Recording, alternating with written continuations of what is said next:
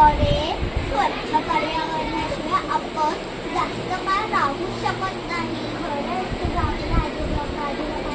काय दिसतं? प्लॅस्टिकच्या बाटल्या, पिशव्या, कागद त्यामध्ये सर्वात जास्त प्रमाणात चॉकलेट्स आणि इतर खाद्यपदार्थ दिसतात. हो ना, रस्त्याच्या दोन्ही बाजूला, मैदानाच्या कडेला, बागेमध्ये सगळीकडे हा प्लॅस्टिकचा कचरा दिसतो.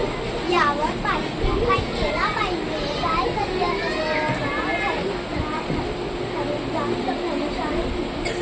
प्लॅस्टिकच्या कचऱ्यामध्ये सुद्धा असं मला त्यांनी वाचलं.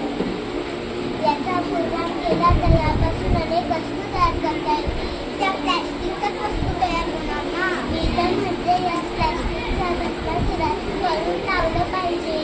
त्यासाठी आपल्याकडे सुरुवात करूया. पहिल्यांदा ओला कचरा आणि कोरडा कचरा वेगळा करूया. आपला कचरा स्वच्छ ठेवू आणि कचरा कुठेच टाकूया. प्लास्टिकच्या पिशव्यांनी कापडी पिशवी वापरूया. पाण्यासाठी स्टीलची बाटली वापरू आणि जेवणासाठी स्टीलचा डब्बा वापरूया. प्लास्टिक वापरून असलेल्या लोकांनी कलाची शाळेत आणायचं त्याला जे आव्हान यशस्वी होईल.